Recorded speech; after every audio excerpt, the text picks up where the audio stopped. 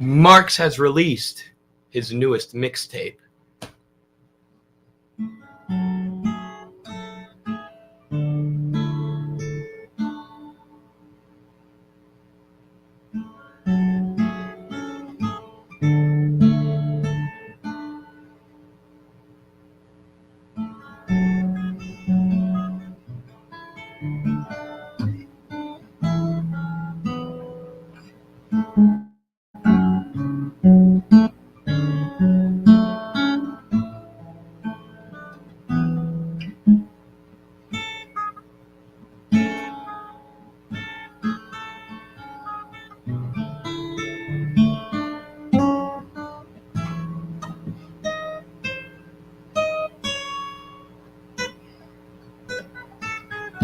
Not ideal. Hello, comrade Jacob. How are you? You're going to have to come teach me some guitar. Just kidding. That's the new song I'm learning, River Flows in You by Yuruma.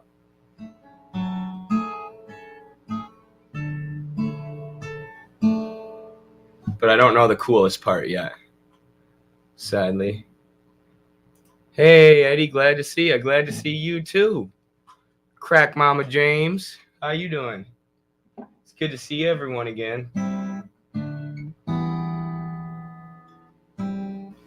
Got quite the stream schedule today, y'all. Quite the stream. I'm real excited. I was planning it out, planning on doing it tomorrow, but I got too excited. I'm like, I got to do this today. Oops. I got distracted in my song. Almost done with my song. We'll let people roll in. I'll play a little bit longer, and then we'll jump right into it.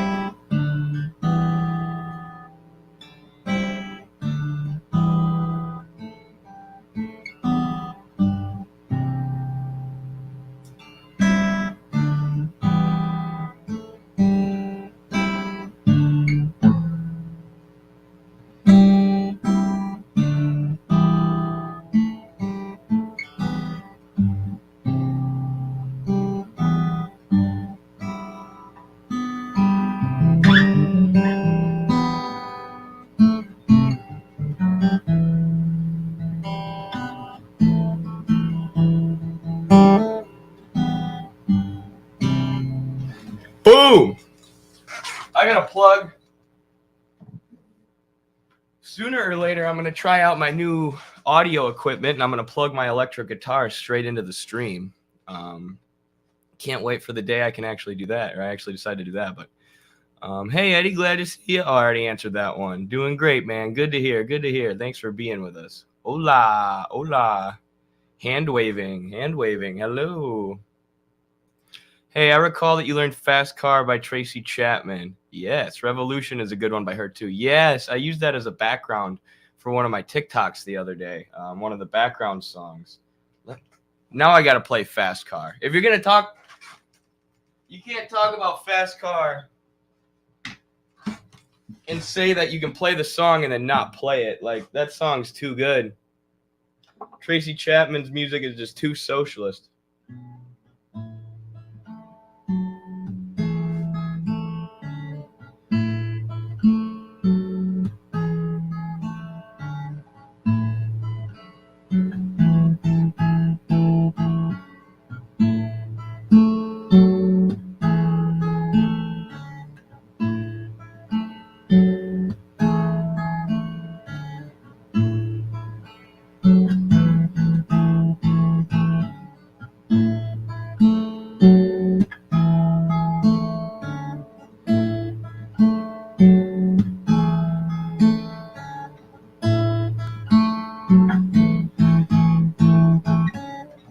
Too good. I love that song. All right, I gotta be done. If y'all let me keep going, I'll just play guitar forever, I swear. Wowzers. Don't you know we talk about a revolution? We are talking about a revolution. We are. Um, Revolutionary socialism. You know, the more I've been thinking about it, there aren't that many revolutionary socialist media outlets. There's all these, really popular new media figures. There's these folks like Kyle Kalinske. Who are some of the other ones? David Dole, Mike Figueredo of the Humanist Report. Then you have more liberal leaning new media people like Majority Report, like Emma Vigeland. I mean, Sam Cedar came from MSNBC, but there aren't that many people vouching revolutionary socialism, or there are, but it's a small community, right? Hakeem and Second Thought and them are probably the biggest. Hakeem might be the biggest, like, Marxist-Leninist until he converted Second Thought to a Marxist-Leninist. I think Second Thought has more subscribers, but regardless, either way, neither here nor there, there aren't that many big revolutionary socialist YouTube accounts. So there's not that much content that, like, I enjoy watching myself. It's like Revolutionary Blackout Network. I really like watching their videos. I like watching Hakeem. I like watching Second Thought, although their videos are very basic. Like watching some other streamers from time to time. But I really hope that we can grow and become one of the largest, educational news and media outlets that's actually preaching revolution, not preaching, but advocating for, revolutionary socialism, not reformism, not, this Justice Democrat strategy of voting for enough AOCs and then crossing our fingers and hope that they fight for us in Congress. And I think that is growing. We're growing in subscribers. Then you also have these other outlets, like Ewoks Unhinged, RBN, who I mentioned. Fellow Traveler is another one. They're smaller, but they're growing. So we shall grow.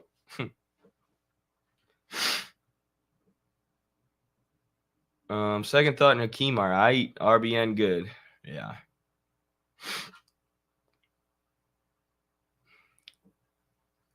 Hakeem and Second Thought are good basic videos for sending to non-socialists. This is where I spend most of my time now, though.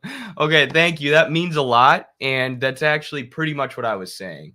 Like, I love Hakeem and Second Thought, and, I know people have criticisms of them. A lot of them are fair, especially JT of Second Thought, but he's still developing. He's a new Marxist-Leninist, and he's done a lot of good with his content and moving people that direction. But they don't go super in depth. They don't answer the really in-depth theoretical questions. They're not going to do things like what we're doing today, comparing Capitals Volume 1 and 2 and talking about the differences.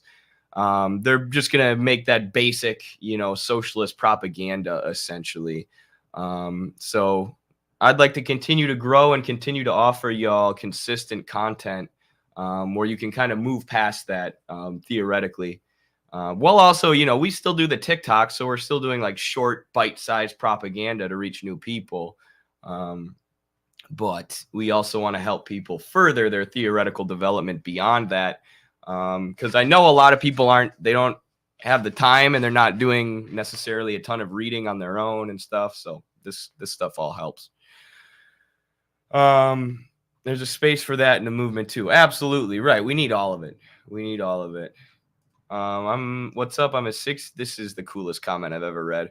What's up? I'm a 60-year-old Hispanic man, and you and RBN are helping me plenty into learning Marxism, and I wish everyone could learn from this. Thank you, and I'll keep listening. Thank you, Frank. Every day I feel like I get a new comment where I'm like, this is the best comment I've ever received. This is the comment that's made me feel the best. And your comment has got to be up there. I know it's hyperbolic to say a new comment every day is my favorite, but like, that's so cool that, at 60 years of age, that you could learn anything from me, even though you've had triple my life experience almost. I'm sure I'd have, plenty of things that I could learn from you on other subjects in life. So that's cool. And then the fact that you're just not, you never stop learning. Right? You've lived on this earth for 60 years. You've lived under capitalism for 60 years. And now at the age of 60, you're starting to learn about Marxism. And it's just awesome. It's never too late, man. It's never too late to become a revolutionary or learn about the system you're in or change your old opinions. Like, people do become hardened in their opinions. They become a little bit more dogmatic sometimes as they get older. But that doesn't have to be the case. You can solidify certain opinions while still being able to debate them and still remaining open-minded about other things. Hey, Where Pilgrim, how are you? Noah Kratchovic username. Oh, shoot. Noah, I forgot to give you a call yesterday. Gosh, dang it. I will call you either after this or after practice today, buddy. Midwestern Marx, Hakeem, Second Thought, Ugopnik, Network Coalition. Make it happen, please. We should. We've done podcasts with every one of those people except Hakeem. I've talked to Ugopnik. It was forever ago. I've talked to Second Thought. I just don't know. I don't know. Maybe that would work. Maybe it would work to make a coalition with them or a network with them. You might be right, Jacob. I don't know. I was thinking of some problems that might exist, but I don't know that they would really be problems. Hello, comrades. Hello. So I'm glad Comrade Noah's in here so he can correct me if I say anything that happens to be wrong. But today I wanted to talk about the differences between Capital Volumes 1 and 2 because, reading the Capital books is fairly time-consuming and energy-intensive because not only are they big, but they're fairly dense. So you have to take your time with them if you want to understand everything. So I've been working my way through Volume 2, and there are a lot of like video ideas in this book. Right. A lot of times I'll be reading this book and I'll think of something will hit me like, oh, I got to share that on TikTok or I got to put that down to talk about it on the stream later. So that does happen, and this book does illuminate and explain a lot about modern capitalism as well as capitalism during Marx's day. But, it's a little slow going. Like there's a lot of, scientific data-based analysis in this book that you have to read through and consume in order to understand Marx's arguments. So, I wanted to start doing some of these like broader, more macro level videos talking about Capital Volume 1 and 2. And what I mean by that is not talking about, something specific within the book, a specific concept, like here's how wages interact with profit, or, here's how the sphere of circulation creates this superstructure of bourgeois economics or whatever hyper specific things I could talk about. But I also just want to talk about what Volume 2 is. Why was it written? What is its connection to Volume 1? Why are there two different volumes? Couldn't Marx get all of his arguments into one book? Look how big these books are. And it can be kind of intimidating too if you haven't started reading Capital. Like, shoot, I got to get through volumes. I can barely get through Volume 1, and now I'm expected to get through Volumes 2 and 3. Like, how am I supposed to do this? So hopefully here in laying out a bit of a framework and laying out some basic things about Capital, I'll be able to help people with that, make people's reading easier and more comprehensible. So yeah, I've read Capital Volume 1 two separate times. It was the first Marxist text, the first book of theory that I ever read. I didn't really understand it other than some, very basic things. And then I took the time to read a whole bunch of little books, like a ton of Lenin, ton of Stalin, ton of Mao, all the basic books that people tell you to start with: Wage, Labor, and Capital, Value, Price, and Profit, Marx's little pamphlet, Socialism, Utopian, and Scientific by Engels, Origins of the Family, Private Property, and State by Engels. So after reading all that, I dove back into Capital for a second time, Capital Volume 1. And the second time, it was the most illuminating book I've ever read in my life. Nothing made the world around me come to life and make sense more than this book once I had a basic grasp on what Marx was saying. But, I had also studied economics at college, so bourgeois economics, the economics that you're taught in the capitalist American Academy. And Volume 1, if I'm being honest, didn't answer a lot of the questions that I had about economics. A lot of the arguments that capitalist bourgeois economists made about capitalism and even about socialism weren't covered in this book. The book was super illuminating, but I didn't find until I opened Capital Volume 2 that Marx starts destroying bourgeois economics thoroughly and absolutely. There are definitely bourgeois economists who he refutes in Volume 1, but once you see Volume 2 and read Volume 2, it's when it really starts to come together. The whole argument starts to come together, and you see the sham, or you see bourgeois economics for the sham that it is. So that's a little bit of an introduction. I was a little bit vague there, but we'll start getting into some more specifics. Volume 1 focuses on the sphere of production, the production process, also known as the labor process, which is humans interacting with nature, using our labor, our human activity, to interact with nature and produce the means of subsistence, the things we need to survive. So for Marx, a productive act, an act of production, could be taking an apple off a tree and eating it, right? That was like the earliest form of production, was just gathering. And then hunting would also be considered production, because it's anything, it's the human interacting with nature, using our human activity, our labor, to produce the things we need to survive, an apple or whatever else. Now, as humans begin to cooperate and develop tools, their ability to produce increases and increases and increases, and it develops with time. And the way that societies organize the production of the goods that they need to survive changes with time. And this is what Marx is going to be looking at in Volume 1, the development of production over time. But more importantly, and more specifically, how production is carried out in a capitalist system, in a capitalist society, a capitalist mode of production, and how capitalism necessitates exploitation, right? It necessitates paying a worker a certain amount for him to work a certain amount of time, and then taking from that worker, the product of his labor, more value than what you pay to the workers. So the worker creates value for capital, which capital then appropriates. That is what Marx is proving in this book, against a lot of the classical economists of his day, who denied that exploitation was a thing. Now, excuse me, in this book, because Marx contains himself to the production process, there are a lot of questions unanswered about circulation. Where does this capital, where do the commodities go after they're produced? Now, Marx is saving all that information because it's going to be in Volume 2. Volume 2 focuses explicitly on circulation. So Volume 1 is production, the production of commodities by laborers. Volume 2 is circulation. What happens with those commodities, once they're sold and transformed into money, what do the capitalists do with that money? And how does this affect the workers? How does this affect the broader economy? Blah, blah, blah.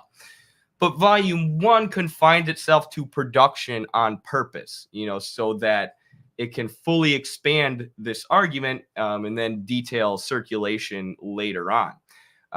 So that's why it doesn't answer all of the questions that you might have if you've studied economics in the Western capitalist world, because Marx needs to go into his arguments about circulation in order to do that. But this book is so valuable.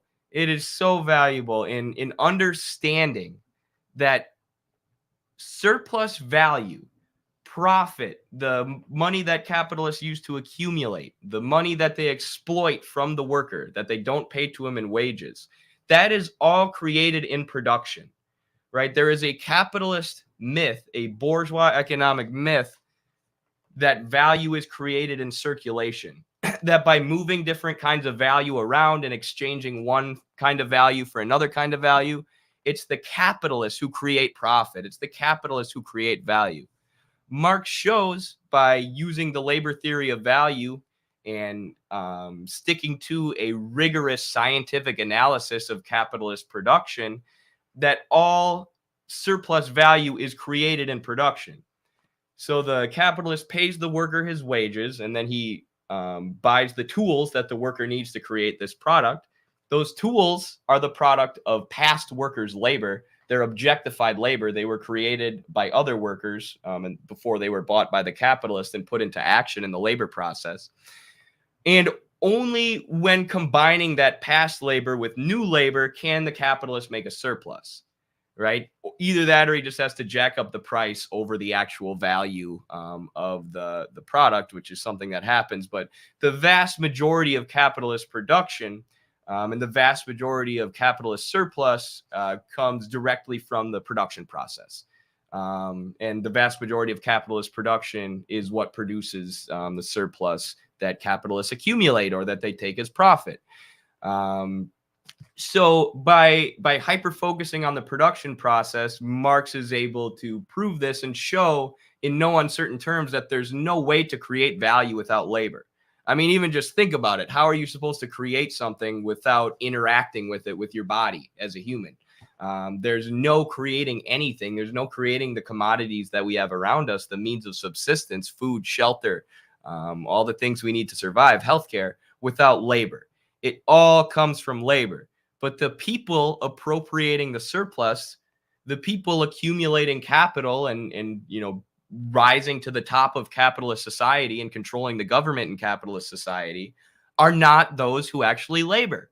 They're not the ones who use their human activity to transform goods into to create more value and transform materials into goods that can be bought and sold. That is the workers, right? The people who are accumulating the surplus are the capitalists who don't even work at all. So when you just, ignore circulation, ignore what's in volume 2, and you focus on production itself, you isolate the production process, you see that there are people who work and produce value, and there are people who own and don't produce value, but move value around in order to maximize their own surplus and compete with other owners in the market. Right. So this is how capitalism works at its core. If you isolate, and stop looking at the way commodities circulate and how the markets work, and I mean, there's some discussion of markets in this for sure, but if you just don't look at the sphere of circulation, the circulation and purchase and sale of commodities, and just isolate the place where commodities are produced, it's obvious that this is exploitation because nothing except labor can create value, and the capitalists are taking home giant sums of value well far over what they advance, what they pay to the worker in wages and what they use to buy their tools. They're getting a huge net surplus. And this is what Marx calls surplus value.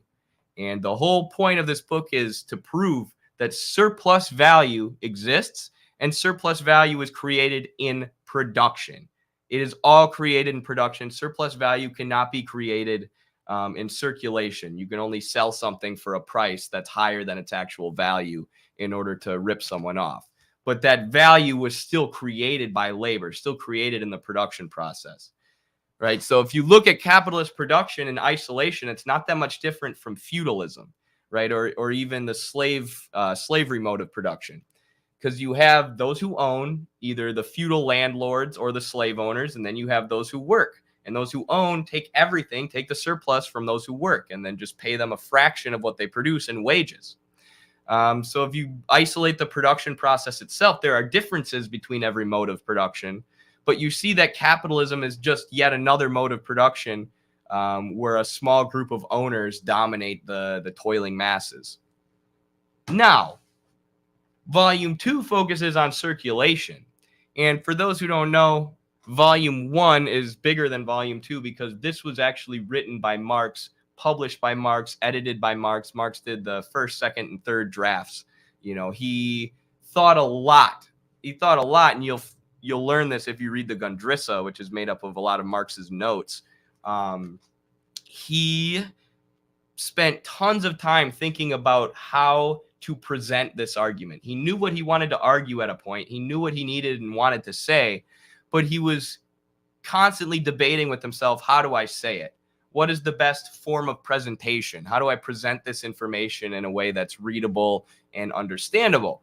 And Volume 1 is still complex. It's still confusing if you're a first-time reader until you get the hang of it. But it's much easier to read, and it's much more fun and entertaining to read than Volumes 2 and 3, because Volumes 2 and 3 were created from Marx's notes. So Marx never got to think about the form of presentation and do a second, third, fourth, fifth draft, thinking about how he's going to present this argument. Engels just took Marx's notes after he died, because he had basically everything that was going to be in volumes 2 and 3 laid out. And then Engels created the form of presentation. Engels is the one who put it into a book and then published it. So it's not directly from Marx. But after learning about production, it's so much more rewarding to learn about circulation.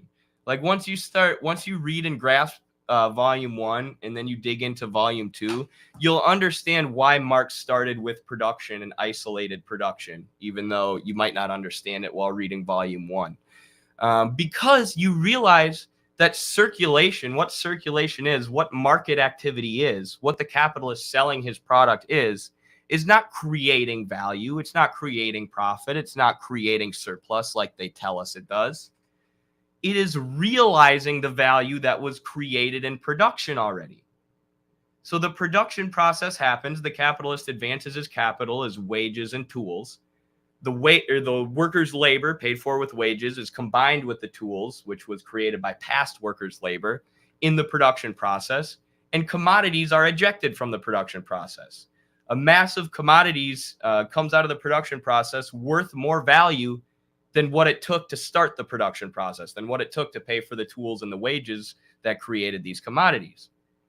So those commodities, when they come out of production, have already created for the capitalist more value than what he started with, right? The surplus value exploited from the surplus labor of the workers is already there, right? The capitalist pays the worker for part of his day in wages, and then the worker works the rest of his day for free.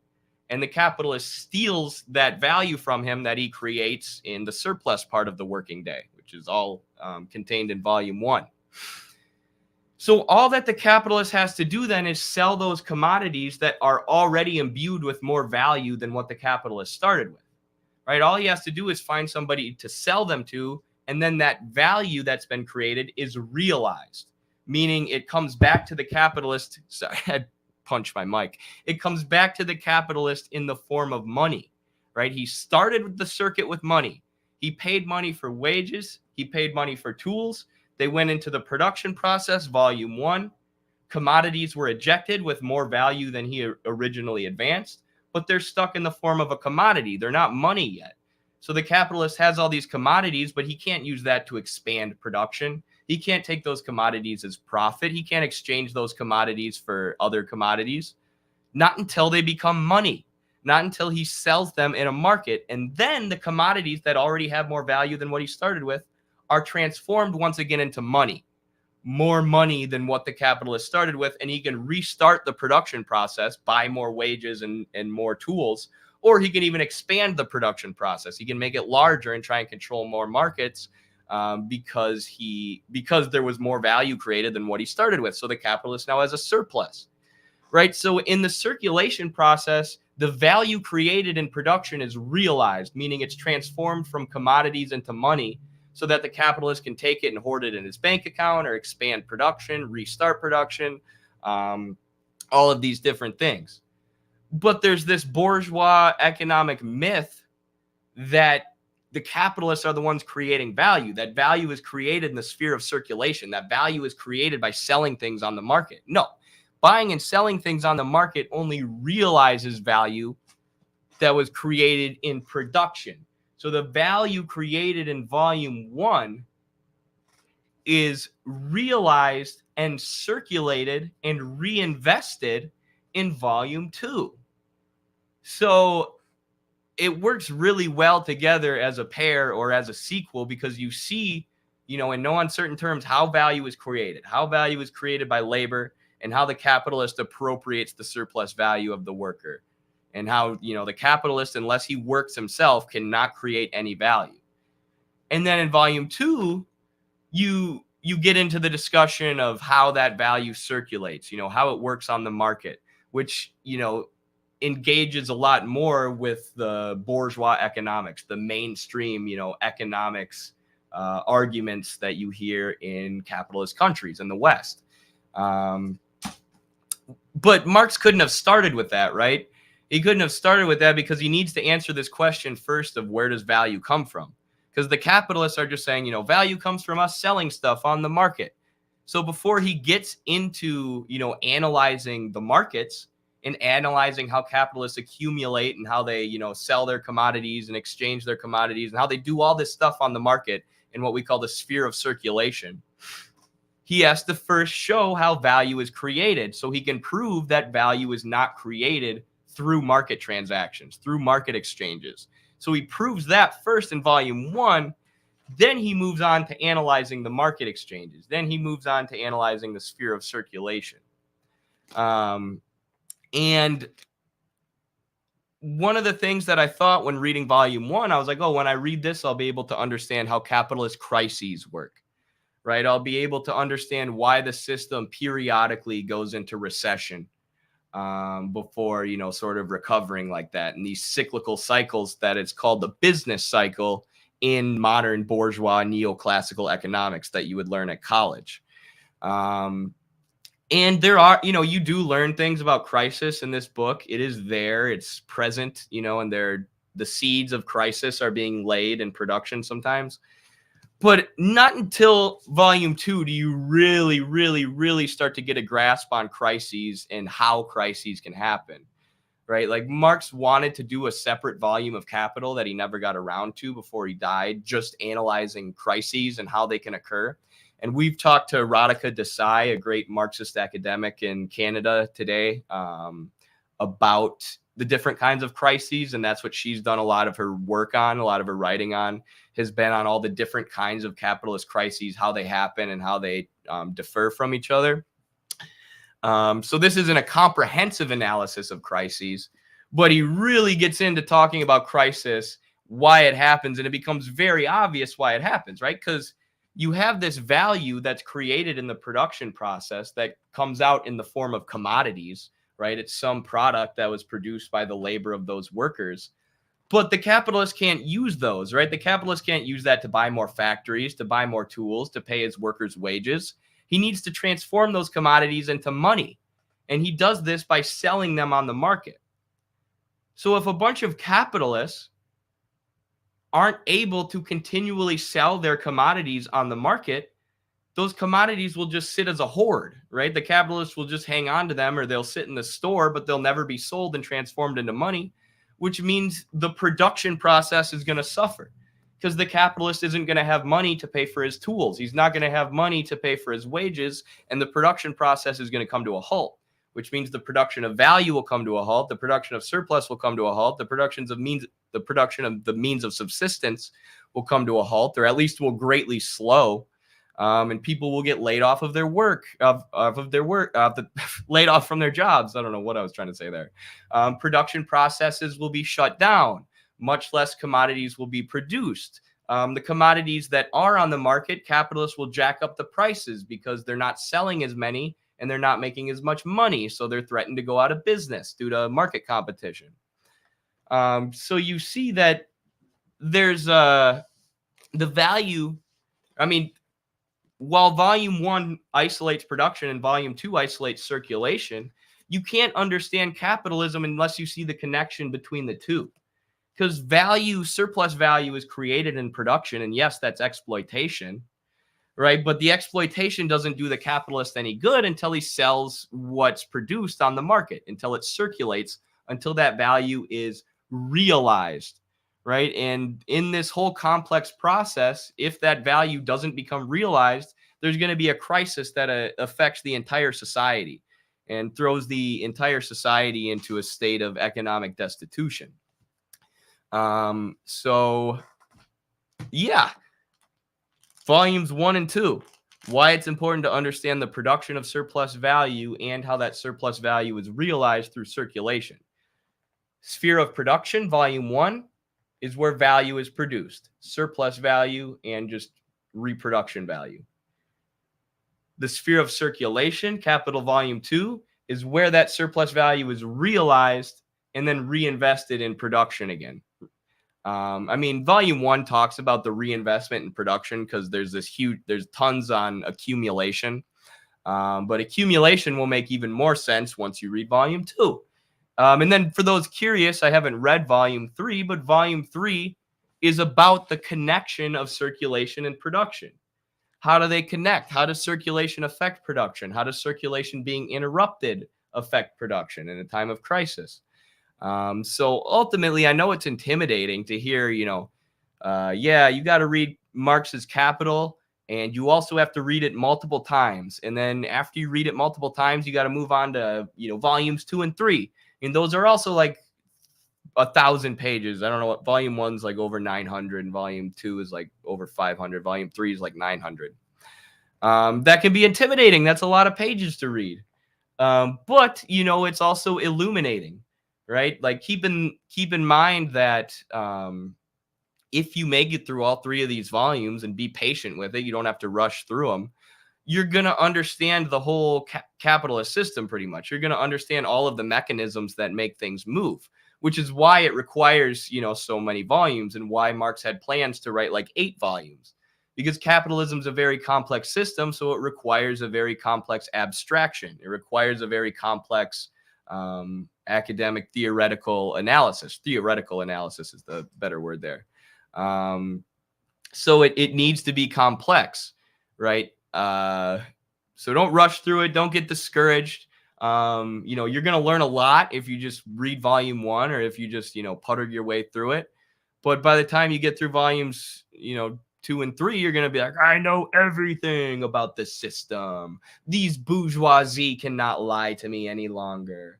So hopefully that gives some people the motivation to truck through volumes 2 and 3 after you finish volume 1. It's so fun to read volumes 2 and 3 after you've read volume 1, right? Especially if you're like me and you've studied bourgeois capitalist economics, and you're waiting for Marx to talk about supply and demand and market exchange and market transactions and how they affect this and that, and how that, what the pro-capitalist bourgeois economists said about it compared to what the truth is. After reading volume 1, you dig into volume 2 and you get all of that. All of those questions are answered. But because you have the background knowledge of volume 1, they're answered in a way that makes perfect sense. So hopefully that makes sense. I know I've kind of rambled and gone into the weeds here, but that was sort of the purpose of this segment, to go into the weeds with theory, which I want to start doing more and more in these streams. Not just the ones where I'm with Carlos, but even the ones where I'm just on my own. Because one of my favorite parts about the streams is the direct interaction with the audience. And it bugs me. This is a little bit of a tangent, but I don't want to be like a streamer, right? Like the purpose of these streams is entertainment. I want to entertain you guys and make it fun to watch, but the main purpose is education, right? The main purpose is, here's how we understand theory and the world around us. Here's how we organize to make the world around us and society better, right? Sort of like we're all training right now. We all know that we're comrades, or most of us are comrades, but now we're sharpening our swords, we're sharpening our theoretical weapons to take into battle against the bourgeoisie. That's kind of how I look at a lot of these streams. So before I answer this super chat, let me just make sure that I touched on everything in my notes. Plus value and accumulation is, I should say too, and volume 1 touches on this, but it's like the last part of volume 1 in the transition to volume 2. Accumulation is necessitated by the production of surplus value.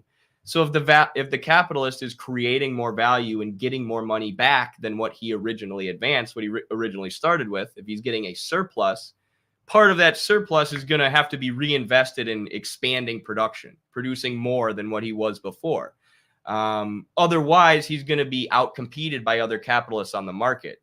So if I continually just take all of my surplus home as profit and hoard it in my bank account, while the local competitor in town is taking his surplus and investing it in better tools, and more tools, and more marketing or whatever else, marketing assists with circulation and the realization of value. But either way, I'm going to eventually be outcompeted and I'm going to go out of business. So this is what we call accumulation, which isn't just the accumulation of hoards of money, right? That's what we call hoarding, but it's the reinvestment of surplus in more tools, in expanded production, which will lead to more value for the capitalists, which then needs to be realized. So yeah, accumulation follows as a result of the production of surplus value and the realization of that value.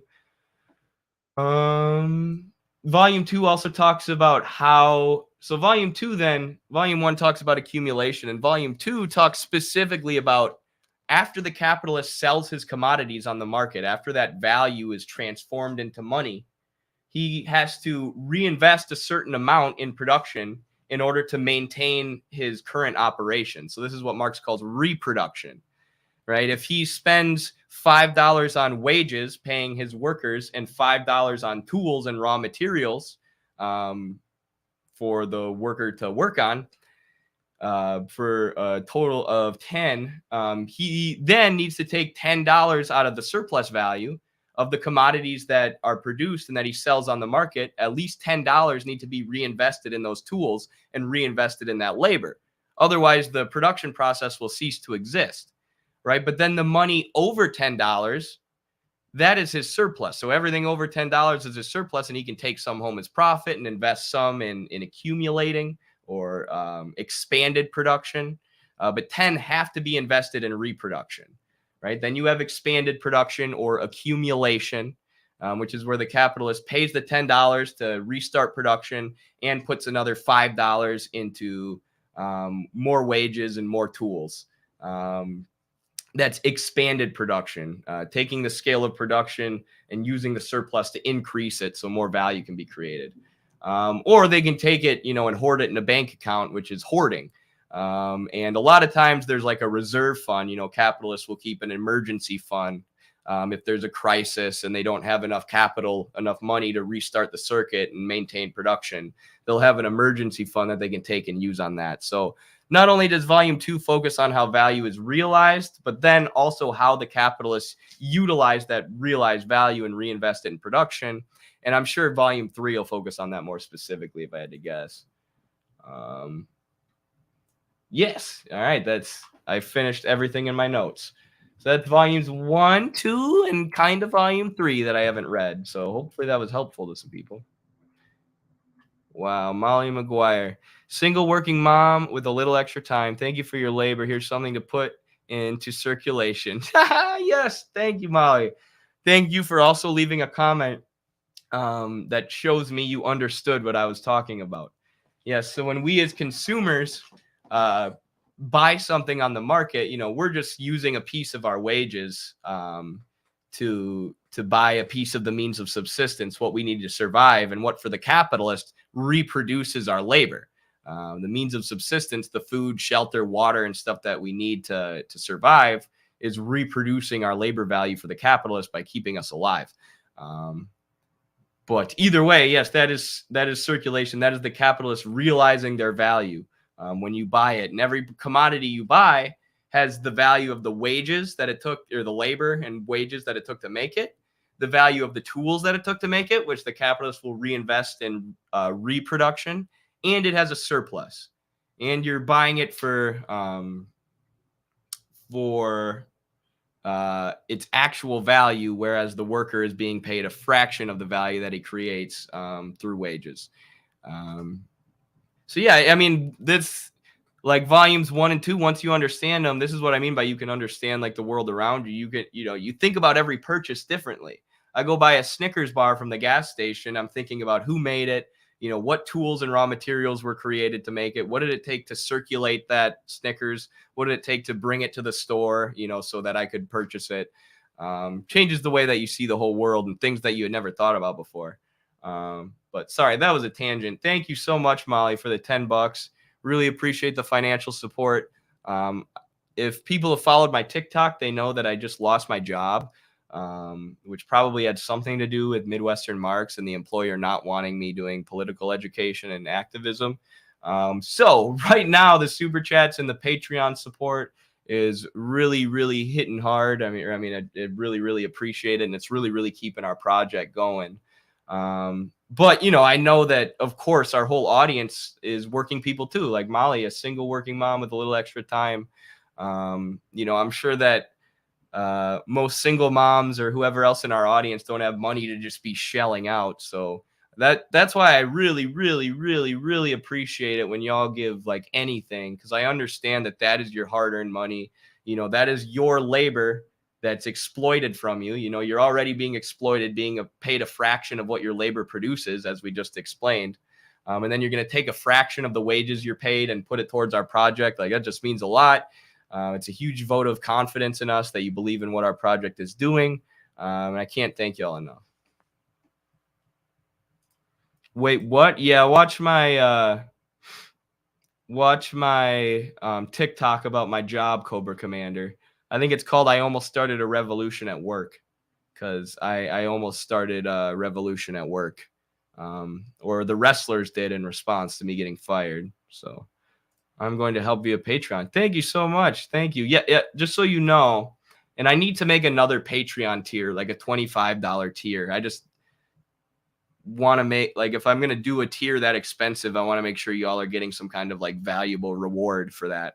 And I don't know what that would be so far, but $10 patrons get the Journal of American Socialist Studies, right? So it's a $10 book to buy anyways. So if you're thinking about being a Patreon supporter, just know that $1 and $3 patrons get access to the Patreon exclusive Discord and things like that. But only the $10 patrons get the ebook of the Journal of American Socialist Studies, which is the best reward we offer by far. So yes, thank you so much, though. Thank you. Love all our patrons. I try and stay as active as I can with the patrons. Volume 2 is hard going. It can be, because it's like Volume 1, like I said, is pretty entertaining. You know, there's stuff about like Frankenstein, and he mixes in like fiction, and he, you know, talks about capital like it's a vampire sucking the lifeblood from the workers, and it's just all these, you know, cool illustrations, or alliterative illustrations. Is that the word? I don't know. I haven't taken English class in a while. But it makes it easier to read. Volume 2 is just strictly scientific. It's just based on notes. So it's interesting if you're interested in economics, right? It's interesting for me because it debunks a lot of what I learned in college. But it is not as fun to read. It's more bland. Just became a Patreon member. Wow, thank you so much, Albert Roundtree. Thank you so much. Damn, F that. Love that you're keeping it up because there's censorship right there. You bet. We'll never stop, I promise. You actually lost your job? No, I'm going after Seabass. F that. Whoever wants to join me, we get Seabass. Okay. Now I'm allowed to talk about Seabass, for one, because my previous employers were the ones who didn't want me talking about him and just blocking him. So I can now fight back against him, which is great. I already made a video about him being a turd. But sorry, I'm reading the wrong comment. I'll answer this super chat next. But, you know, and I'm sure that Seabass organizing people to email my employer didn't help. But there was someone in the administration who didn't like the head wrestling coach at all. And it was basically a witch hunt internally to get the head coach fired. And then me and the other assistant coach ended up just being like collateral damage. They just cleared house. But, you know, I'm sure Midwestern Marx and Seabass emailing my job and Dinesh telling people to email my job, like, that did not help.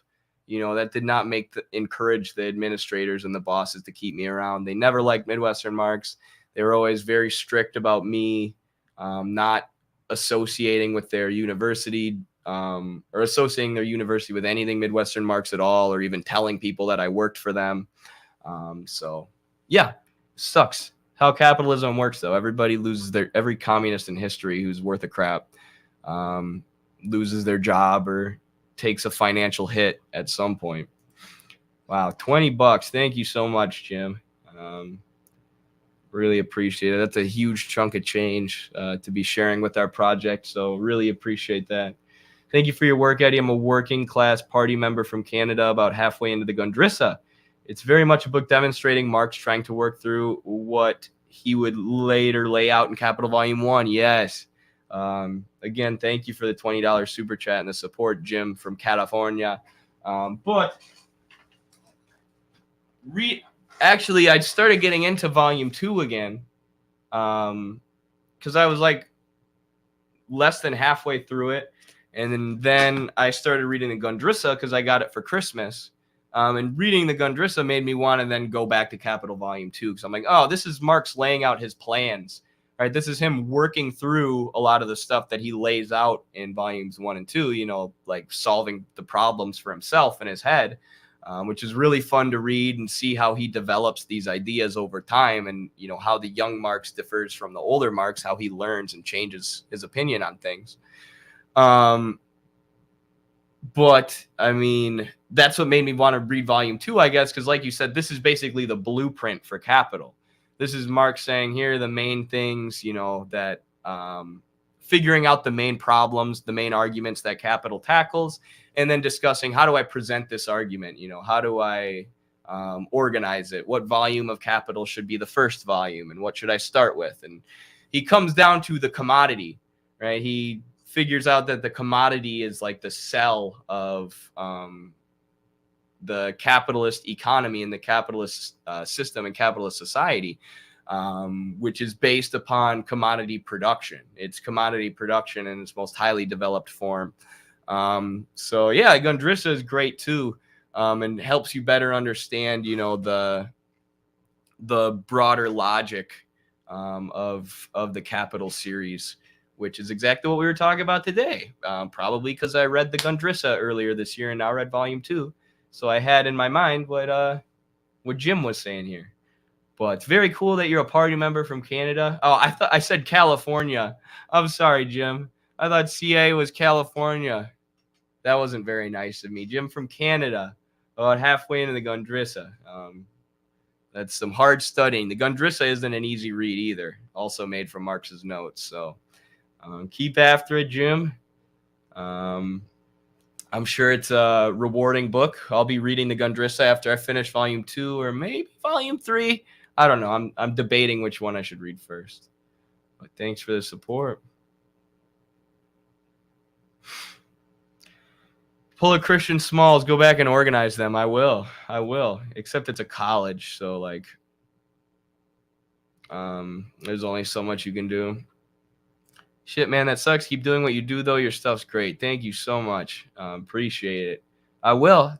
Nothing will stop me from doing this. And, we're growing, and it's hard to get like ad revenue. TikTok cut us off from ad revenue. We make some from YouTube, but I know our, Marxist stuff is suppressed in the algorithm a little bit. So like there are people with the amount of followers we have who do like social media and stuff for a living, at least our TikTok followers, before we got banned, but they're able to make a living off of doing this stuff, whereas we can't because we're constantly getting suppressed, banned, whatever. So yeah, I don't know what the point of me saying that is, but it just makes it limited because Carlos and I still have to work, right? We still have to sell our labor to someone so that we can buy the means of subsistence with the wages or the money that they give us. Rather than just putting all our effort into this. But who knows, maybe someday Midwestern Marx will be able to support us and we'll just do education and organizing all day, every day. It sounds like the life, even if I had to give up wrestling. Sorry to hear about the job. No worries. What is Seabass? He's a Gusano TikToker. Seabass is a little bit...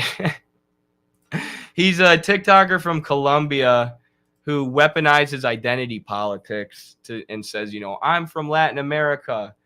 Don't tell me about my country. Juan Guaido is the rightful president of Venezuela. Nicolas Maduro should be overthrown by the U.S. Everything the U.S. empire says is correct, and all existing socialist countries have failed. And if you disagree with me, it's because you're white and you're not Colombian like me, and I'm going to dox you and leak your personal phone number on TikTok, which is what that ding-dong did to me. I feel like everyone who doesn't already hate me can tell he's ridiculous and full of crap, though. He's always yelling. Thank you. Another one from Canada. Super Star Jill. Star G. Sorry to hear about the job loss. No worries. It's fine. Life moves on. Now I have way more time to put into Midwestern Marx, This is why I've been able to stream the past 2 days. Because I have more time now. But thank you for the 5. So much support coming in. Wow, though, I can't Believe that son of a bitch Seabass really is that big of a rat. I don't think Vaush even goes that far. We would destroy him on lives and he would act like we cool. Then he does that. Yes, definitely.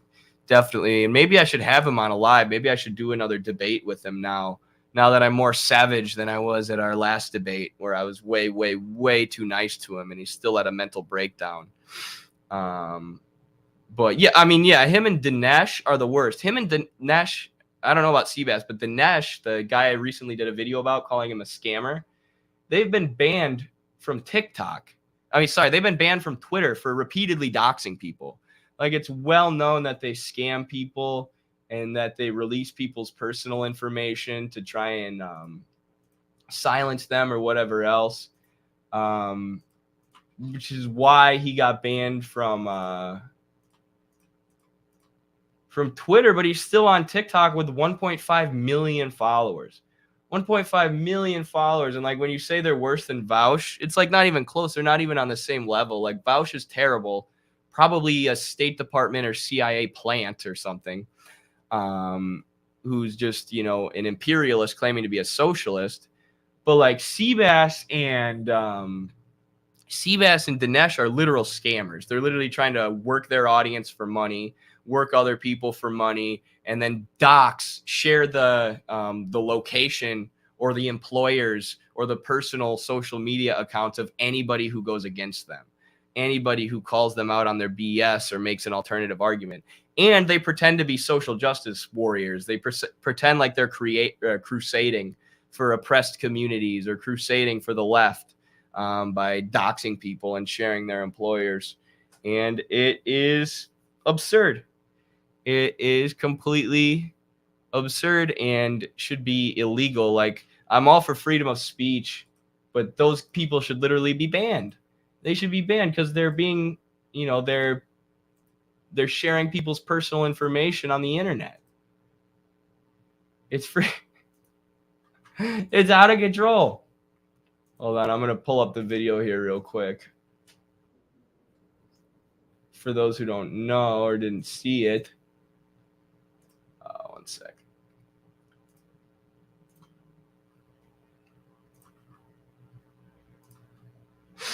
Oh, I got to share my screen.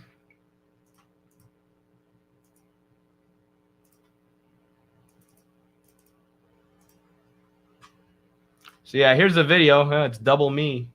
That guy Dinesh is a fake leftist scam artist. There's so many videos about this guy explaining his scams, detailing all the things he's done to different people. So that's Seabass on the right, and then that's Dinesh on the left there. These two right here. Seabass always has his mouth open. In every thumbnail and every video, his mouth is just hanging agape. Like, everyone contact Eddie's employer. It's really stupid. He said Venezuela is a democracy. He said U.S. sanctions on Venezuela are bad. I'm from Colombia. How dare he say this racist Nazi piece of shit? Here's his personal phone number. That's how Seabass talks. And Dinesh is a little bit smarter, but his mouth isn't always hanging open like Seabass, but he's the real scammer. I don't know if Seabass has ever scammed people out of money. I just think he likes doing TikTok, and he likes that he has, a fairly big audience of over 400,000 followers, which never grows, by the way. He's been stuck at 400,000 ever since I've known him. Whereas our accounts continually grow and then get banned by his psychotic following. But he's gotten us personally banned. I mean, he's gotten us banned and coordinated hate campaigns toward us and leaked my personal phone number. But I don't think he scammed anybody out of money. And that guy Dinesh scams people out of money, including his own audience. That's like his thing. Like he made a video about us or responding to me, and claiming that I was, not supporting the people of Iran, and I was supporting the execution of people in Iran because I'm just an authoritarian genocide denier or whatever. And then the next day after he made that video, he's selling a mug on his merch store that says Eddie's Tears, which I don't know why the hell I didn't buy that or at least screenshot it, because it's not up there on his merch store anymore, and I would love to see it. Maybe I do have a screenshot of it, but that's the kind of grifter this guy is, right? Start some drama with someone and then sell a mug about their tears. Or one time he started a GoFundMe to claim his car was broken down. A bunch of mechanics like looked at the video, like, no, his car isn't broken down. What he said was wrong with it isn't what's actually wrong with it. This is a lie, and he's scamming people on GoFundMe. And then like 3 days after the Eddie's mug thing, Dinesh is, and I talk about this in the video that I did about Dinesh, but on his live stream, there was like a Pikachu stuffed doll, and it was like hooked up to a fake IV. Like the Pikachu looked like it was in the hospital or something, and it said, "Only money will save me." He had a piece of cardboard paper taped to him, and it said, "Only money will save me." So, you know, this is the hero of the downtrodden, the hero of the oppressed, the hero of the people in Iran, that guy Dinesh, who makes a video about it and then, you know, begs people for money to save the stuffed Pikachu doll. Like, what the hell? I can't even, like, I knew that we would get attacked a lot once Carlos and I started Midwestern Marx if we blew up. But I didn't, like, do I not deserve better enemies than this? Do I not deserve better enemies than Seabash and that guy Dinesh? Like, for the work that I do, or Benjamin Politics? Like, I just didn't expect such goofy people. Benjamin Politics is like my favorite. I like libertarians more than I like the liberals and conservatives and even a lot of social democrats these days. I know Ben Politics wouldn't dox me. Actually, he kind of did once. He said the state that I live in. But I talk about that. Behind in the stream, but yes, I come to these streams for education and to learn. Cool. Thank you. Can you pull up that moment in your debate with Seabass on Conscious Lee show where I threw a tantrum? Honestly, yes, let's do this. Because I haven't talked about that in a while, and it's so funny. And now I can talk about Seabass again. So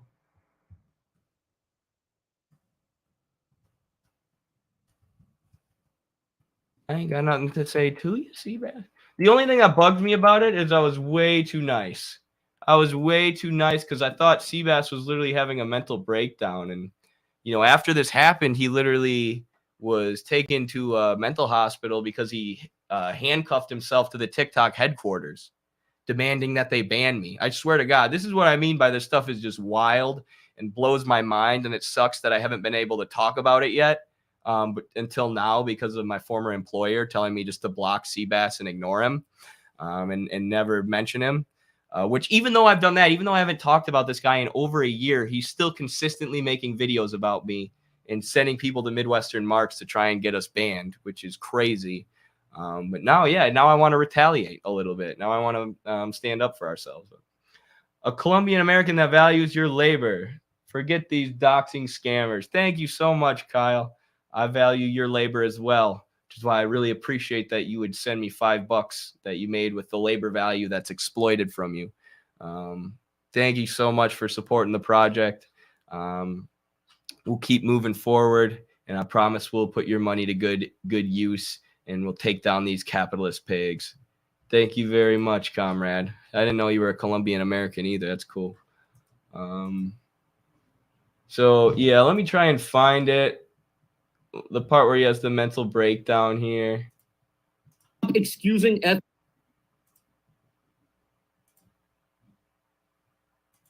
Here we go. You. Yeah, I know, bro. And people of color are gonna know that you laughing at someone whose family. You don't think that's fucked up, Eddie? Because you excuse that shit to me, to my fucking face, bro, and you laugh to me. All right, these people starve my fucking family, and you think it's funny. All right.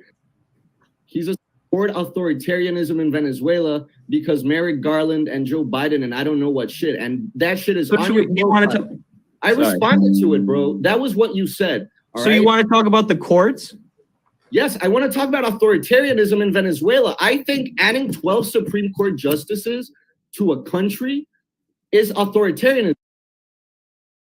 So for a little background, the reason Conscious Lee is now holding up this timer is because we couldn't get Seabass to actually follow the debate, right? We couldn't get him to actually follow the guidelines of the debate. He kept saying things like, I'm not debating this stupid white boy. you know, this is my home country. He's just authoritarian. I want to debate authoritarianism. And I was like, okay, what specific issue? Like the stacking of the courts, which was something that the U.S. alleged Nicolas Maduro of doing, stacking the courts. So that's what I was trying to do there. Be like, okay, are we talking about the stacking of the courts then? Okay, let's have this debate. But he didn't want to have a debate. He just wanted to call me racist and say I'm, you know, an authoritarian, genocide denier, whatever, and yell at me. But I know he was in a bad place here mentally too. To sway your fucking party, if Trump added 5 Supreme Court seats to give himself a majority, you don't think that's fucked up, Eddie? Because so he he doesn't understand how the debate format works. He's trying to, I'm writing down right now the arguments he's making so I can respond when it's my turn, when Consciously puts time on the clock for me. But instead he's just asking me questions because he just like literally wanted to fist fight. But I promise, Seabass, you don't actually want that. you excuse that shit to me, to my fucking face, bro, and you laugh to me, all right? These people starve my fucking family, and you think it's funny, all right? Doug talked to you about the fucking Holocaust, bro, and you said, like, get bit or some shit, and then you called him a fucking ANCAP when he talked to you about the fucking Holocaust, you motherfucker! And you're laughing at the Holocaust. Dude. Like, what are these arguments? My friend Doug talked to you about the Holocaust and you didn't even listen to Doug. Like, dude, you were just talking about Maduro and the Supreme Court, and then you said Maduro starved your family in Colombia somehow, and now you're talking about the Holocaust. What does that have to do with Colombia? And then I laugh, and he accuses me of laughing at Holocaust victims. Like, no, dumbass, I'm laughing at you. Dude, No, I'm laughing at you. yeah, I know, bro. And people of color are gonna know that you find you laughing at someone whose family died in the Holocaust funny, bro. Honestly, man. I don't think that's funny. Holocaust is horrible. Yeah, but then you find the fucking forced migration of the Crimean Tatars that killed 100,000 of them, and literally fucking you said, oh, I have to look more into it. Well, guess what? In 19. So if you want to see like a whole hour-long discussion about the Crimean Tatars and what he's talking about, watch the lead up to this debate, because me and Conscious Lee talked about the Crimean Tatars and what happened to them in the Soviet Union for like 40 minutes before Seabass even got on here, because Seabass kept accusing me on TikTok of denying genocide, denying the genocide of the Crimean Tatars. I can't remember exactly how it's spelled. So I had to research this thing for like 2-3 hours, this event in the Soviet Union that I knew nothing about. And then I detailed it for like 40 minutes before this. And then Seabass hops on. He's like, you deny this genocide. And it's like, I just explained, what actually went down and what my opinion on it was. And it obviously wasn't me just denying a genocide. 1964, they were absolved by the Soviet Union, okay? They were not allowed to return to their homeland until 1989, until that shit fucking fell. Go ask Dr. Rina what it was like to be a Soviet Jew, okay? Don't make fucking faces at me, motherfucker. Homeland until 1989, until that shit fucking fell. Go ask Dr. Rina what it was like to be a Soviet Jew, okay? Dr. Ina is like a TikTok psychologist who's a right-winger, anti-socialist, hyper-liberal, and has been accused of using a lot of weird psychological practices before. But all I did was nod my head when he said Dr. Ina. That was the face that I made. Okay? Don't make fucking faces at me, motherfucker. You're getting sued.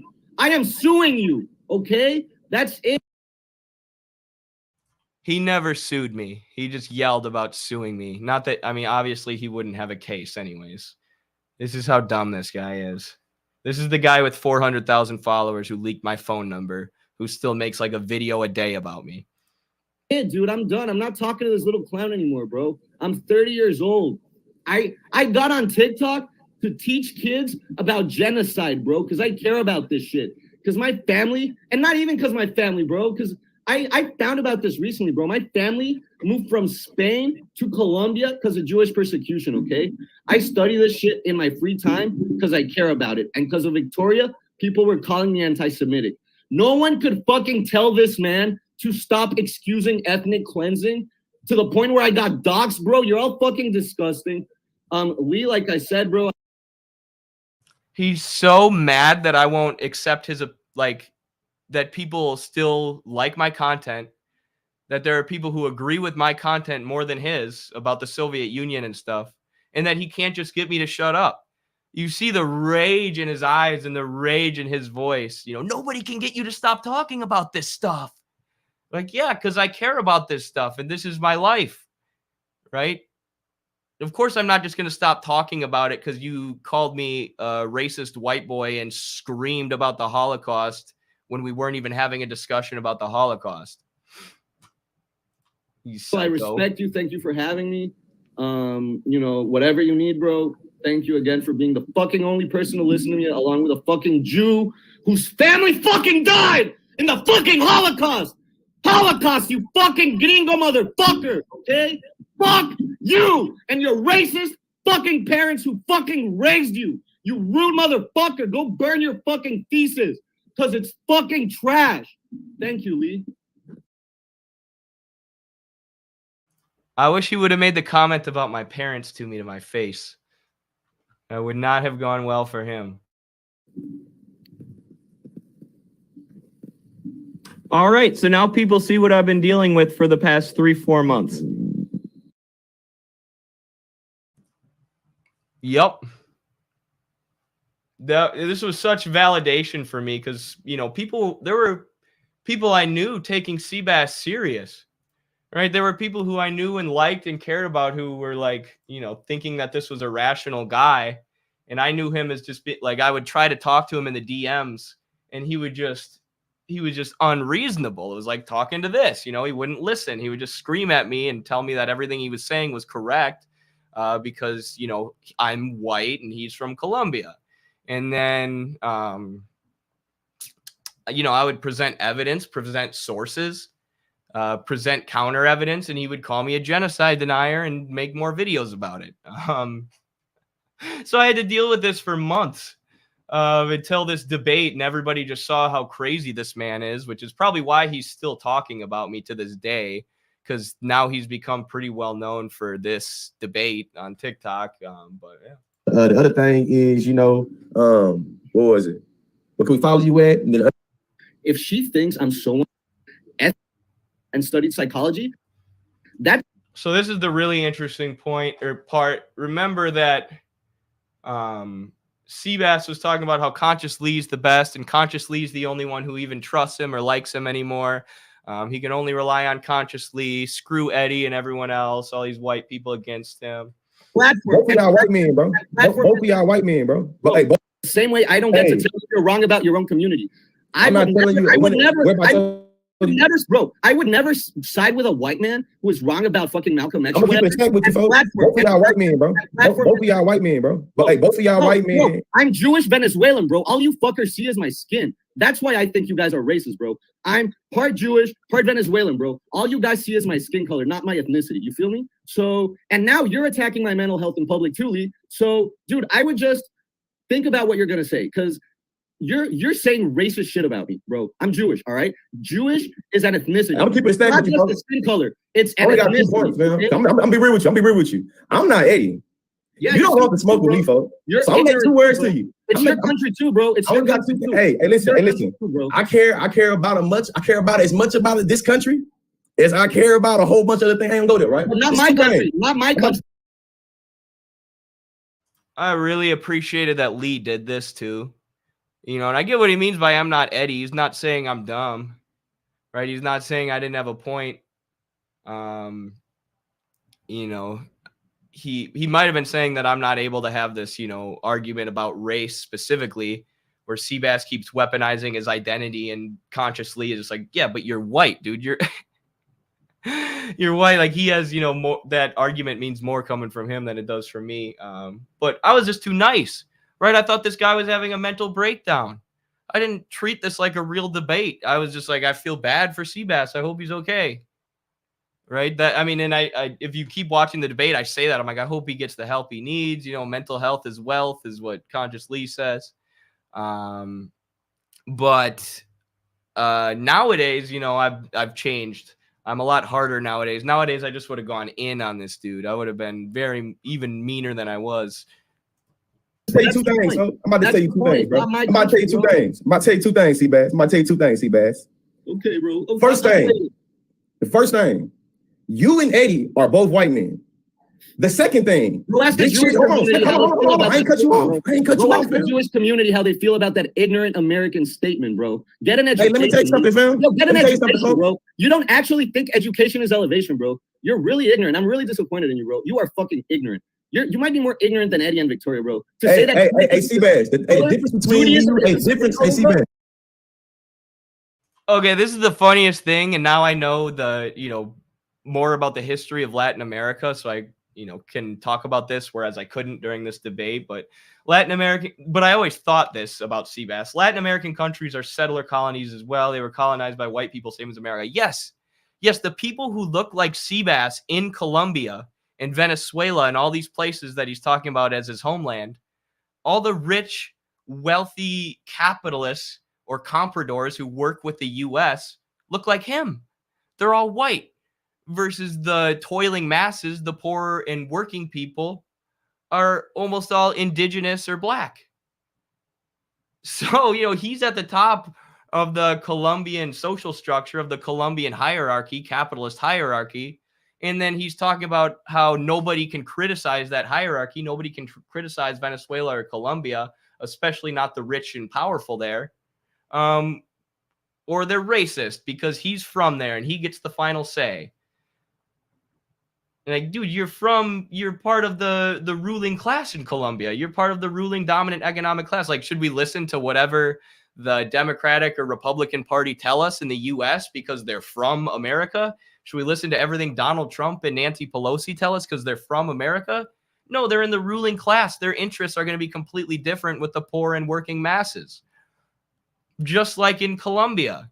Right. So that's why, your identity as a Colombian doesn't mean you get the final say and you know everything about Latin America. Especially not when you're a white Colombian who's, been at the top of the social structure since the era of colonization. The difference between Eddie and me is that I know for a fact you wouldn't say that to my face. I know for a fact you wouldn't say that to my face. That's not the difference between you and me, Lee. Look at my ears. I know for a fact Seabass wouldn't say that to my face. And nobody on this TikTok sphere would, honestly. I don't give a damn about how. But second thing, though, you're doing the tactics that white men do. When I start talking about your racial identity, you conceded that you're white. You conceded also that the distinction between ethnicity and race, that there's a difference, right? So when you start trying to play this POC game, if that, hey, you child of white man, I'm Jewish, this, that, and the other, bro. I'm top 20 in the decade for a reason. I made a living off of whooping white Jewish people's ass based off of them trying to hide behind their whiteness to conceal how they are privileged and be on that bullshit trying to hide behind their Jewish ethnicity. Listen, the Jewish diaspora is made of many different races. You're not talking to no fool. You're not talking to no regular nigga, my guy. So when we start talking about the Jewish diaspora, we can talk about the anti-blackness in the Jewish diaspora and how the Jewish diaspora is made of many different races. But in fact, though, Seabass, do not insult my intelligence. You are a white man. Not only can I see that you are a white man, the way that you have conducted yourself in this here live, you have mastered whiteness in a way where you are entitled. You are entitled to me, that you felt entitled to my platform to come talk some shit to this white man. You're entitled to the white man, Eddie. You believe that you deserve an explanation from him. You're entitled to the white woman. You believe she owe you an explanation. So what you've shown.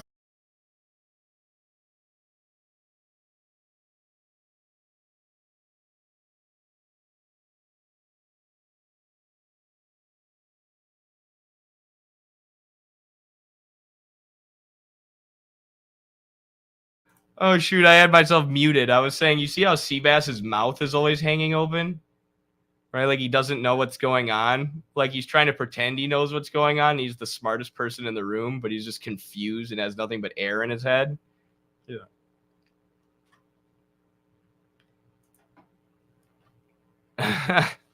He's just destroying him, to be honest. Yes, he destroyed Lee. I mean, he destroyed Seabass, and after that, he just, booted Seabass off the show, didn't even let Seabass respond. It was an absolute beautiful destruction. But yeah, I wish I could have handed Seabass that destruction. It was one of those lessons in life where you learn not to be too kind, too nice to people, too caring. Should have just came after him the same way Conscious Lee did, but that's not how I interacted with people back then. That's not how I interact with people now, but I have a better grasp on, who's out to get me, who I can, talk to about socialism, and who's a lost cause, who I need to block, and who I need to understand, is an enemy, an ideological enemy. So I thought this was a live debate at first before Eddie paused. That's funny. I wish I could redo that debate. I'll have Seabass on the show, maybe. Seabass would not want to mess with this. You're darn right.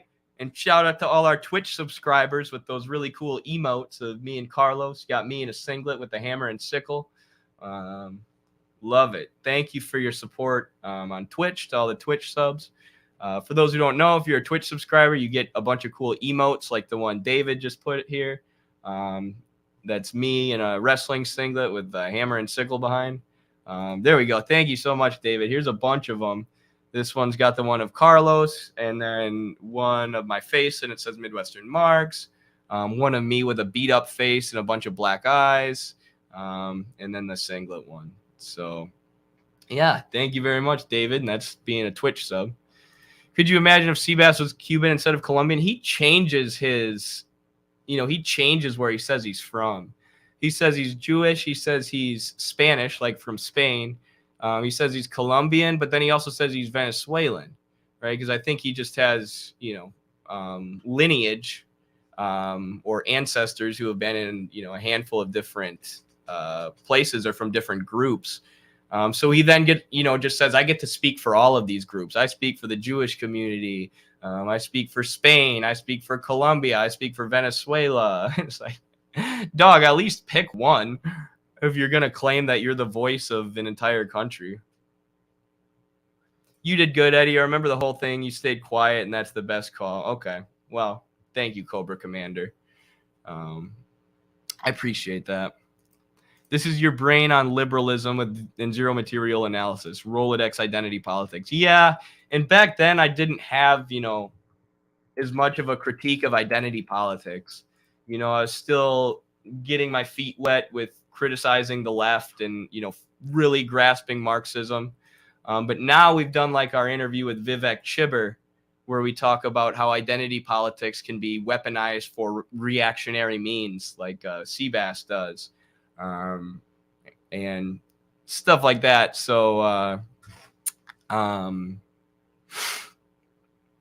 yeah, I have a lot more theoretical weapons now to break stuff apart like that. And I'm more comfortable talking about identity politics without feeling like I'm going to say something wrong and offensive, which is what I used to be terrified of. Which is the problem with cancel culture, is people are afraid to be wrong, which you need to be wrong to learn so you can be corrected. When you ask your Colombian great-great-grandfather if he'd ever been in Germany, 9. Yeah, a lot of Germans fled to Latin America after World War II also. So that very well could be Seabass's lineage. Had somebody serving in Spain, one of his ancestors serving on the side of, Franco and the fascists who were allied with Hitler. And, lost that, hated the Soviet Union because they were fighting the Soviet Union, then went to Colombia and then produced Seabass. Honestly, that is probably what happened, now that you say this and now that I work it out in my head. But I just did Seabass's whole Ancestry.com in my head. People like Seabass and Dinesh are vampire gut-sucking intestinal parasites that suck the lifeblood out of wet left-wing content creators that are incredibly based mega Chad and Chadettes. Facts, Jacob. Nothing sums it up better than this comment from Jacob right here. Us folks, us Marxists, Midwestern Marxists or otherwise, are Chads and Chadettes. Dinesh and Seabass are scammers and parasites using left-wing rhetoric to further their own profilicity and income. If you guys could you consider making a video about the concept of mental illness and demographic of people with mental health struggles in a capitalist society? Personal experiences where I'm coming from. Absolutely. And sorry to hear if you're dealing with any mental health struggles. We do need to talk about this more. Absolutely, because there's so much overlap between mental health and capitalism, obviously, because our mental health is created and conditioned by the capitalist system that we live in.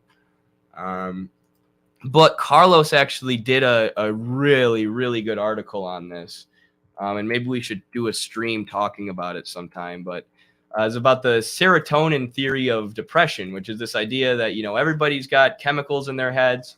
And the people who are depressed are the ones who have an imbalance of chemicals. They have less serotonin. They don't produce as much feel-good chemicals. And what meta-analyses have found is that this isn't really true, and it isn't really based on evidence, right? That mental health and depression are largely affected by our environment, by our relationships, what we do every day. So by the system that we live in, capitalism exploits us every day, alienates us from our labor, makes us work insane hours that we wouldn't otherwise in order to survive. Takes away all your freedom, all your choice, takes away the control that you have over your own labor power, forces you to focus on, selling either your labor or selling commodities to survive rather than chasing your passions, artistic passions or sports or whatever else. It makes you prioritize making money. So, what effect does that have on people's mental health? What kind of isolation does that put them in? And what does isolation and fragmentation from other people do to your mental health? These are the kind of questions we need to ask that psychologists under capitalism never do, because they're just stuck on this, chemical imbalance theory. Capitalism's working fine. Everybody should be happy. The people who aren't happy under capitalism just have a chemical imbalance. Here's a prescription to go to the pharmaceutical company and buy some antidepressants or whatever, some things that will increase your chemicals and make you chemically happy, while not changing the actual root of the problem, which often stems from the system.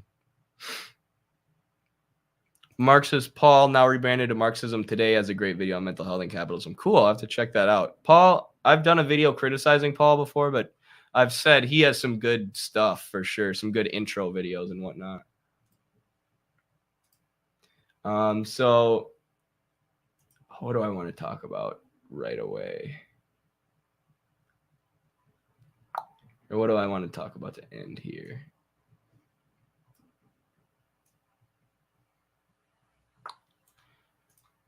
All right, I want to talk about our account getting banned. So recently, our 6th TikTok account was banned. I'm sure most of you know this. Even that, the 7th account that we've had, which is the account I'm using now, also got banned. But we appealed it, and it actually got put back up for once, which is crazy.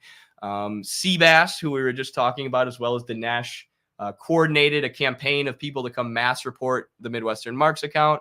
And ultimately, they were successful in getting an account warning and then getting us taken down. Seabass even was bragging about contacting someone with inside TikTok about me specifically. And because he did that, I'm pretty sure TikTok took down all 3 of my accounts, which included Midwestern Marx, the backup account for Midwestern Marx, and then Midwestern Martial Arts, an MMA commentary account I had worked on really hard on with my roommate. They took it all away, even though that one isn't, explicitly political. So these scammers and doxers and all around terrible reactionary people were successful in getting us banned. And while they were coordinating, definitely coordinating hate campaigns of a lot of real people, to come to our account and talk crap, I could also tell there were a lot of bots. There were a lot of bots, and there are a lot of bots. So now to combat these mass hate campaigns coordinated by these reactionaries, I've just started mass blocking people. Just anyone that looks like a bot, or anyone whose brain might as well be a bot. In the TikTok comments, I block. The block list is insanely long now, because if you block them, then they can't report you, right? If you block them, then they can't get your account taken down. So if we proactively block, a good portion of the reactionary accounts on TikTok, we're going to be a lot safer. So that's even involved me making some videos baiting people, being like, North Korea good. And that's just the whole video. And then I'll see all these bot accounts. No, North Korea bad, evil, you stupid authoritarian, genocide denying piece of crap. How dare you talk about a country with labor camps, even though the U.S. has far more labor camps than the DPRK, and they're way more exploitative. All those people in the comments I've just been blocking, and then kind of baiting them out so I can, block as many as possible before another hate campaign gets coordinated. As I've been doing this, and as I've been reading the comments really for like the first time in a while, I'm like, dude, so many of these are bots, right? Like, so many of these are obviously not real people. Sometimes they're just repeating the same talking points, but sometimes the wording or the grammar is messed up in a way that you can tell like it's a bot. There are all these different ways to tell if an account is a bot account. You can just Google it. But the way that they speak and the grammatical errors that they make are very similar. Oftentimes they don't have a profile picture if it's a low-end bot, or they've obviously just taken someone else's profile picture and made it theirs. But there's so many. There are so many, and it's so obvious when I read our comments. So I had to look it up. I'm like, dude, there's got to be some more evidence of bot accounts now. We know that during the SOS Cuba protests, which was a U.S. color revolution attempt in Cuba, our account was banned because we were talking about what was going on in Cuba.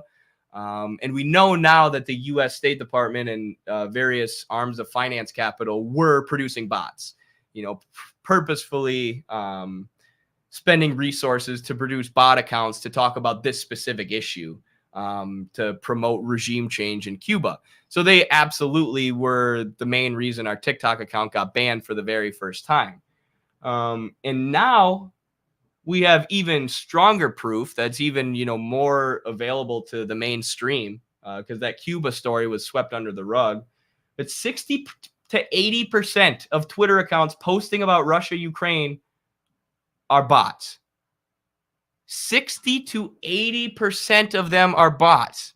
60 to 80% of the people talking about it, period, on Twitter, which is mostly used by Americans, are not real. They are bots designed by the State Department to give propaganda, get people banned who are actually telling the truth, and skew the narrative. And 90% of these are pro-Ukraine, which that number is probably even higher, because there have been a ton of people who aren't Russian bots being accused of being Russian bots. So I'm sure there are Russian bots, but I'm sure more than 90% of these bots are pro-Ukraine.